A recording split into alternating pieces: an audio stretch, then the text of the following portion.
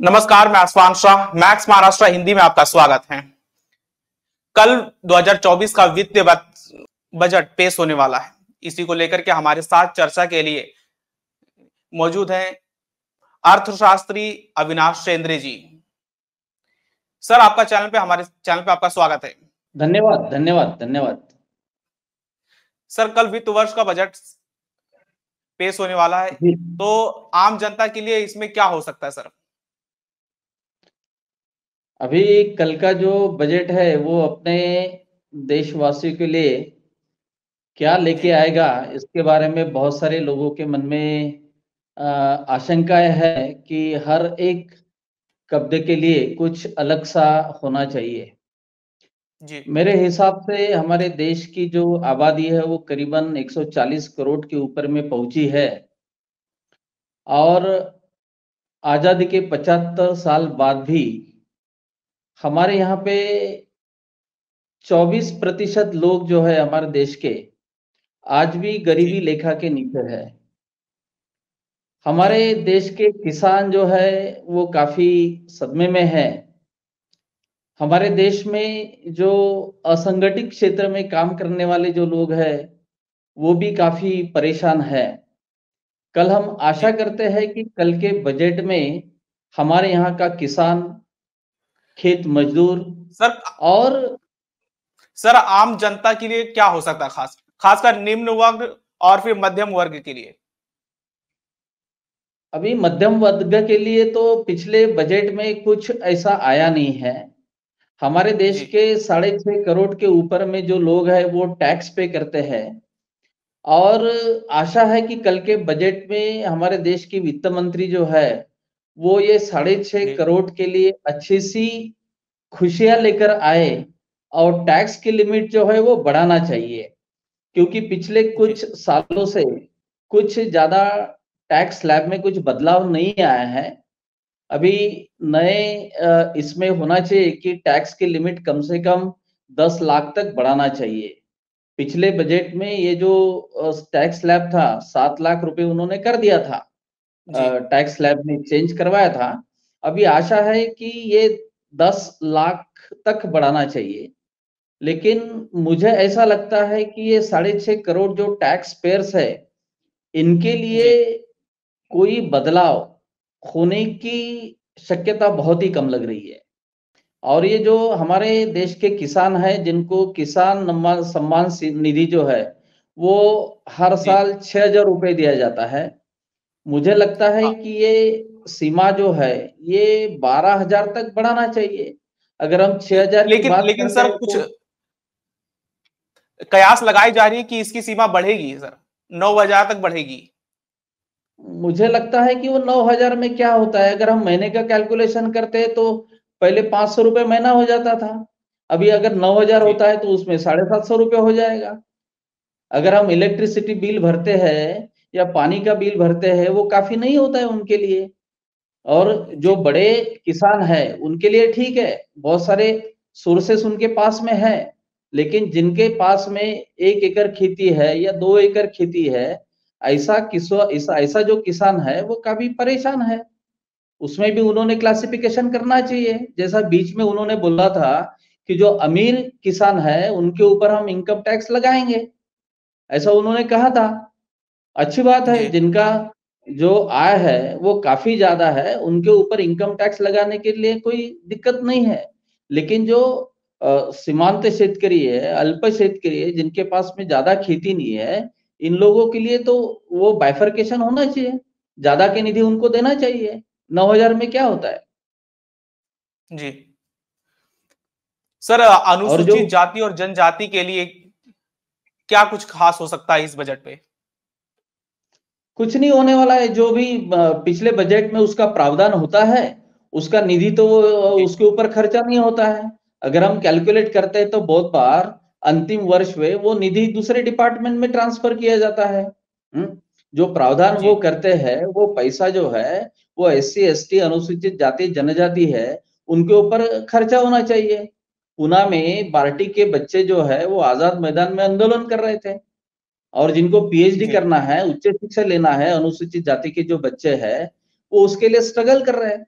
और बोलते हैं कि वो जो जी उनको जो दिया जाने वाला स्टाइपेंड है, उनकी रकम करना चाहिए, कम करना चाहिए, कम बच्चों को वो देना चाहिए। जी ऐसा नहीं होता है ना। हमारे देश का जो पिछला तबका है, जिनको अभी तक न्याय नहीं मिला है, उन लोगों के लिए अच्छी प्रावधान होना चाहिए, और जितना बजट करता है 100% उसकी जो रकम है वो उस योजना के ऊपर में खर्चे होना चाहिए। बहुत बार ये देखा गया कि सामाजिक कल्याण विभाग जो है, उसका निधि वो दूसरे जगह ट्रांसफर हो जाता है, ऐसा भी देखने को मिला है। जी सही मायने में ये सर। अनुसूचित जाति जी जी बोलिए सर। ये अनुसूचित जाति जनजाति जो है वो काफी पिछले हैं, उनकी परिस्थिति अच्छी नहीं है। और जिनको जी जी बिल्कुल। उसका लाभ मिलता है, जो जिन जिन लोगों की अनुसूचित जाति जनजाति की आय बढ़ी है, वो लोग तो इसका फायदा नहीं ले रहे हैं, क्योंकि गवर्नमेंट ने वो जी क्रीमी का सिस्टम ला दिया उसमें। लेकिन जो बच्चे पढ़ना चाहते हैं, उच्च शिक्षा लेना चाहते हैं, और सही में उनमें टैलेंट है, उनको वो देना चाहिए। पीएचडी करने वाले या संशोधन करने के वाले जो बच्चे हैं, उनके ऊपर गवर्नमेंट ने खर्चा करना चाहिए, क्योंकि जब ये बच्चे जी पढ़ेंगे तभी कुछ कर पाएंगे। सर, गवर्नमेंट आप की पढ़ाई का बात संकल्पना करें है। तो फिर मैं आपसे पूछना चाहता हूं कि एजुकेशन को लेकर के इस बजट में क्या हो सकता है। अगर क्योंकि हम देखा गया है प्रगत कि राष्ट्र एजुकेशन की को बात लेकर के सरकार काफी बजट को कम करते रही है सर। आए समय से इस तरह की खबरें खबरें सामने आज आई तक हैं। हमने देखा है कि प्रगत राष्ट्र की जो बात करते हैं, उनका जो शिक्षा के ऊपर होने वाला बजट और हमारे देश में जी शिक्षा के ऊपर होने वाला जो खर्चा है, वो हमारे जीडीपी के सिर्फ 2.8%, 2.8% खर्चा होता है। इसको बहुत जी जी बढ़ाने की हाँ जरूरत है। बहुत सारे बच्चे हैं, करीबन 16 लाख बच्चे जो स्कूल नहीं जा रहे, अटेंड नहीं कर रहे। ऐसे बच्चों के जी लिए उनको मुख्य प्रवाह में लाने के लिए हमारा एजुकेशन और हेल्थ, इसका जो बजट है, आरोग्य और शिक्षा के ऊपर का बजट है, इसको काफी बढ़ाने की जरूरत है। जिनकी सेहत अच्छी रहेंगी वो अच्छे काम करेंगे, सेहत अच्छी रहेंगी तो पढ़ पाएंगे। इसलिए आरोग्य और जी शिक्षा के ऊपर का बजट जो है, वो एटलीस्ट जीडीपी के 3 पॉइंट के ऊपर में होना चाहिए। जी बच्चे पढ़ेंगे तो कुछ कर पाएंगे। जी सर, सरकार का भी नारा है कि पढ़ेगा इंडिया तो बढ़ेगा इंडिया। नारा देने लेकिन से काम नहीं एजुकेशन को होगा। लेकर के जी जी सर। नारा देने से काम नहीं होगा। वो बच्चे जो नहीं पढ़ रहे उनको स्ट्रीम लाइन में लाना चाहिए। अभी हमारे बच्चे बहुत बार ऐसे देखते हैं कि हमारे यहाँ के बच्चे बाहर फॉरेन यूनिवर्सिटी में पढ़ने जाते हैं। क्यों पढ़ने जा रहे हैं? हम जी विकसित भारत बोलते हैं, और हमको $5 ट्रिलियन की इकोनॉमी बनना है, और जी 2047 तक हम $3 ट्रिलियन की महासत्ता बनने की सोच रहे हैं। तो हमने ये देखना चाहिए कि फॉरेन के बच्चे क्यों इंडिया में पढ़ने नहीं आ रहे हैं, और उसका प्रतिशत कितना है। हमारे बच्चे अमेरिका जा रहे हैं, लंदन जा रहे हैं, कनाडा जा रहे हैं, चीन जा रहे हैं पढ़ने के लिए। हमारे यहाँ पे क्यों नहीं पढ़ रहे वो बच्चे? क्यों वो पसंद करते कि हम बाहर जी जाना जी चाहे? हमने हमारी शिक्षा मतलब गुणवत्तापूर्वक शिक्षा बनाना चाहिए। अभी जो शिक्षा नीति है, नई शिक्षा नीति में क्लस्टर यूनिवर्सिटी की संकल्पना आ रही है। अभी बहुत सारे जी जगह, बहुत सारे यूनिवर्सिटीज में प्रोफेसरों की या टीचर की भर्ती नहीं हो रही है। कम जो मैनेजमेंट है या संस्था जितना सैलरी देते हैं उसके ऊपर चला रहे हैं। गवर्नमेंट के जी बहुत सारे यूनिवर्सिटीज में, कॉलेजेस में बहुत सारी प्रोफेसर की वैकेंसीज खाली है। अब जब हाँ सर, टीचर को केंद्रीय हम विश्वविद्यालय में बहुत सारी वैकेंसी खाली है। केंद्रीय भी तो है उसको लेकर और के इस स्टेट बजट में क्या हो सकता है सर, कुछ खास। सबसे पहले यह है कि भारत के अंदर में जितने भी केंद्रीय विश्वविद्यालय है या राज्य जी विश्वविद्यालय है या उनसे जुड़े हुए महाविद्यालय है, सबसे पहले गवर्नमेंट ने ये काम करना चाहिए कि जो भर्ती प्रक्रिया है वो भरना चाहिए। अगर हम भरेंगे तो ही हम बच्चों को अच्छा शिक्षा दे पाएंगे।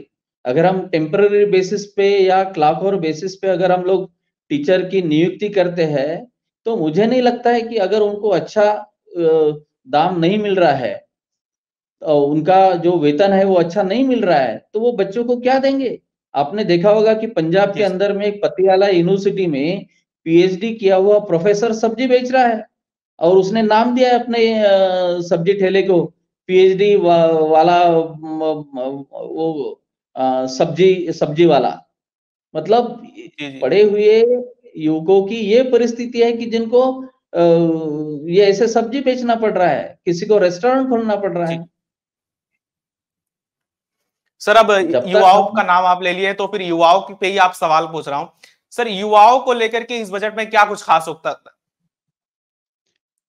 अभी सरकार युवाओं के लिए कुछ अच्छी योजना भी ला रही है, ऐसा नहीं है। जैसे स्किल इंडिया जो है, वो स्किल इंडिया के माध्यम से बहुत सारे युवा को अलग अलग प्रकार का ट्रेनिंग देके उनको स्वयं रोजगार करने की गवर्नमेंट बहुत सारी कोशिश कर रही है।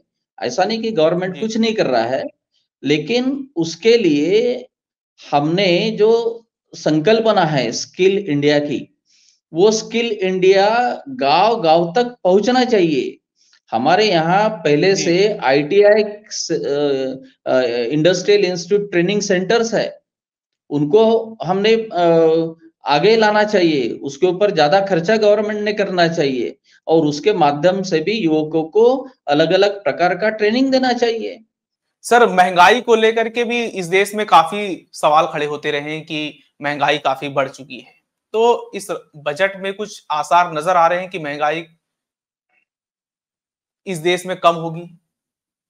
अभी महंगाई का ऐसा इक्वेशन है कि डिमांड और सप्लाई, जी इसके ऊपर हमारे यहाँ पे वस्तुओं के दाम निश्चित होते हैं। जब डिमांड जितना रहेगा उसी टर्म में अगर सप्लाई होता है तो महंगाई कम हो जाएगी। और जी अभी क्या हो गया कि ये महंगाई हमने कम करने के लिए ज्यादा से ज्यादा उत्पादकता जो है वो हर क्षेत्र में बढ़ना चाहिए। जी अगर उत्पादकता बढ़ेगी तो सप्लाई बढ़ेगा, और जितनी डिमांड है उस हिसाब से अगर सप्लाई हो जाता है तो मुझे लगता है कि इन्फ्लेशन कम हो ही जाएगा। उसके ऊपर हमारे यहाँ की जो भारतीय रिजर्व बैंक है और गवर्नमेंट है, उनकी भी कुछ पॉलिसीज है। उस पॉलिसी के तहत हम लोग इन्फ्लेशन को कंट्रोल कर सकते हैं, उसके ऊपर हम लोग नियंत्रण ला सकते हैं। तो सर गवर्नमेंट ने पेट्रोल अपनी डीजल की पॉलिसी। महंगाई को लेकर के आप कुछ कहना चाहेंगे, क्योंकि पेट्रोल डीजल के जो भाव है लगातार इस देश में बढ़ते रहे और इसको लेकर के विपक्ष सरकार से सवाल भी करता रहा, तो इस ये पेट्रोल डीजल के भी भाव कुछ कम हो सकते हैं आने वाले बजट के? ये जी महंगाई जो है यहीं से शुरू होती है। अगर पेट्रोल डीजल के भाव बढ़ जाते हैं तो ट्रांसपोर्टेशन कॉस्ट बढ़ जाता है, जी और ट्रांसपोर्टेशन कॉस्ट वो उसमें ऐड हो जाता है। और इतने सारे जो खर्चे हैं उसमें से मेजर पार्ट जो है वो ट्रांसपोर्टेशन का आता है उसमें। तो ऑटोमेटिकली क्या होगा कि प्राइसेस तो बढ़ जाएंगे, कीमतें बढ़ जी जाएंगी। तो सारे देश के अंदर में अगर हमको महंगा ही कम करना है तो डेफिनेटली पेट्रोल और डीजल के भाव जो है वो कम होना चाहिए, जी लेकिन वो हमको कम होते हुए नहीं दिखते हैं। जी खाली पेट्रोल डीजल के नहीं, बहुत सारे वस्तुओं के दाम जो है वो काफी बढ़ गया है। अनाज सर के पेट्रोल डीजल को भाव जो लेकर है। के सर एक मिनट, सर पेट्रोल डीजल जो बाहर से जो आता है भारत में, वो बताया जाता है कि बहुत कम आता है, कम रेट में आता है, लेकिन सरकार यहाँ पे टैक्स बहुत ज्यादा उस पर लगा देती है जिसकी वजह से महंगा आम जनता को मिलता है। नहीं, 3 साल पहले तो बैरल की कीमत जो है वो काफी कम थी। जब जी बैरल की कीमत कम थी उस टाइम में पेट्रोल के भाव कम क्यों नहीं हुए? जब बढ़ जाती है तो हम लोग बोलते हैं कि बाहर से आने वाला पेट्रोल ही महंगा है, तो हम हमारे देश के अंदर में उसको महंगाई से भेज सकते हैं। जी लेकिन जब बैरल के भाव वहां अंतरराष्ट्रीय बाजार में कम हो जाते हैं तो हमारे यहाँ पे भी उसके भाव ऑटोमेटिक कम होना चाहिए। जी तो गवर्नमेंट अपने जो टैक्सेस है वो टैक्सेस में रियायत देना चाहिए, तो अपने आप पेट्रोल और डीजल के भाव कम हो जाएंगे। पेट्रोल डीजल के भाव कम जाते तो ऑटोमेटिकली बाकी जो चीजें है उसके दाम में भी बदलाव आ जाएगा, वो कम हो जी जाएंगे। आज बहुत सारे ऐसे लोग हैं कि 2 टाइम का खाना बड़ी मुश्किल से खा रहे हैं। पेट्रोल डीजल के भाव बढ़ रहे हैं, इधर गैस के भाव बढ़ रहे हैं, इलेक्ट्रिसिटी बढ़ रही है। लोग क्या करें? बच्चों की फीस भरे या फिर ये खर्चे करें? ऊपर से अनाज महंगा हो रहा है, जो सारी जो आवश्यक चीजें हैं उनके दाम काफी बढ़ते जा रहे हैं। तो गवर्नमेंट ने अपने पॉलिसीज के तहत इसके ऊपर में नियंत्रण लाना चाहिए। अभी इसका जो फटका है वो किसको बैठता है? वो खेतियार हो, वो मजदूर हो, वो असंगठित क्षेत्र में काम करने वाला हो, इंडस्ट्री में काम करने वाला हो, इसको सही मायने में वो महंगाई पता चलती है। जिनकी आय अच्छी है, जो गवर्नमेंट एम्प्लॉयज है, कारपोरेट सेक्टर में काम करते हैं, इंडस्ट्री चलाते हैं, उनको इस महंगाई से कुछ फर्क नहीं पड़ने वाला है। लेकिन जिसके घर में एक ही आदमी काम करने वाला है और 5 लोग खाने वाले हैं, एक ही कमा रहा है, वो भी 5-7 हजार की 8 हजार की नौकरी करता है, उस बेचारे को उसका खरे मायने में पता चलता है कि महंगाई क्या चीज होती है। जी सर, महिलाओं को लेकर के इस बजट में क्या कुछ खास हो सकता है? खासकर घरेलू गैस सिलेंडर के भाव हो गए या फिर जो मसाले हो गए, तेल के भाव हो गए, वो भी देखा गया है कि उसके भी भाव लगातार इस देश में बढ़ते रहे पिछले कुछ सालों से। और खासकर ये सर तेल के भाव, सरसों तेल के भाव, नहीं तो ये उम्मीद सारा है, जो उम्मीद की जा रही है कि इस बार के बजट में कुछ राहत मिलेगी महिलाओं को। मुझे नहीं लगता है कि गवर्नमेंट महंगाई से और बेरोजगारी से इतने परेशान है, क्योंकि हमने पिछले सारे जो बजट देखे हैं उसमें महंगाई कम करने के हिसाब से या महिलाओं को राहत देने के हिसाब से कुछ कदम उठाए नहीं जा रहे हैं। हम ज्यादा से ज्यादा फोकस करते हैं कारपोरेट बजट के ऊपर में, इंडस्ट्रीज को फायदा कैसा मिलना चाहिए, इंफ्रास्ट्रक्चर डेवलपमेंट हो रहा है, लेकिन अगर हम गांव में जाते हैं तो वहां लोगों को चलने के लिए रास्ते नहीं है। हम कहीं किसी किसान को अगर अपने बाजार में अपना माल लाना है तो वहां अच्छे रास्ते नहीं है। भूमि पूजन हो गया रहता है, लेकिन 2-2 साल वहां रास्ते नहीं बन रहे हैं। लेकिन सर, केंद्र सरकार तो ये कहती है कि हमने जितना 70 साल में सड़क नहीं बने, उससे ज्यादा हमने केवल 10 साल में सड़क बना दी है इस देश में। देखिए अशफाक, आपकी उम्र 10 साल पहले कितनी थी और आज कितनी हो गई? बच्चा जब धीरे धीरे ही बढ़ता है, सारी चीजें एक साथ नहीं होती है। भारत को स्वतंत्रता मिली, हमारी देश की आबादी 36 करोड़ थी, अब 140 करोड़ हो गए। काम करने वाले लोग बढ़ रहे हैं, इंडस्ट्रीज बढ़ रहे हैं, खेती में सुधार धीरे धीरे हो रहा है। ये हर इसमें जब बढ़ोतरी होती है तभी इंडिया आगे बढ़ता है। और जो दिन गवर्नमेंट टैक्स के जरिए अपना बजट भी बढ़ा रही है, पिछला बजट जो था वो 45 लाख करोड़ के ऊपर में बजट था हमारा। अब आबादी बढ़ेगी, अर्बनाइजेशन बढ़ेगा, तो अभी इसलिए गवर्नमेंट का काम होता है, गवर्नमेंट उसी के लिए लेता है पैसा। तो हर कोई चीज करने के लिए उसको टाइम लगता है, और कोई भी गवर्नमेंट होती तो ये सारी चीजें होती ही है। अगर पीने के पानी की कमतरता है वो जब हम देखते हैं तो उसका प्रावधान हमको करना पड़ता है। सर, सड़क आपसे एक बनाना। आखिरी सवाल करना चाहूंगा कि आने वाले समय में बस लोकसभा का चुनाव होने वाला है, 2-4 महीने में उसकी बुगुल फूक जाएगी। तो आपको नहीं लगता सर, ये बजट जो है ये लोकसभा के चुनाव पर असर डालने वाला बजट होगा? नहीं, पिछले बजट भी ऐसे ही हमने देखे हैं। जब कोई स्टेट का चुनाव होता है तो उस स्टेट को लेकर कुछ ना कुछ अनाउंसमेंट होती है। तो डेफिनेटली ये सारे जो वर्ग है, अलग अलग प्रकार के जो वर्ग है, उन सबको खुश करने के लिए गवर्नमेंट बजट में प्रावधान करेगी, सबको खुश करने की कोशिश करेंगी। लेकिन मुझे लगता है कि ये 6.5 करोड़ जो इनकम टैक्स पेयर है, इनके लिए कोई राहत की खबर मिलने की आशा मुझे बिल्कुल नहीं लगती है। जो मैं सोच रहा था कि इनकम टैक्स का स्लैब जो है वो 10 लाख तक बढ़ाना चाहिए, लेकिन मुझे नहीं लगता कि ऐसा होगा। वो होना ओके चाहिए। Sir. Okay. Okay sir, channel को समय देने के लिए धन्यवाद सर। मैक्स महाराष्ट्र को धन्यवाद। सब्सक्राइब करें, वीडियो को शेयर करना ना भूलें। धन्यवाद।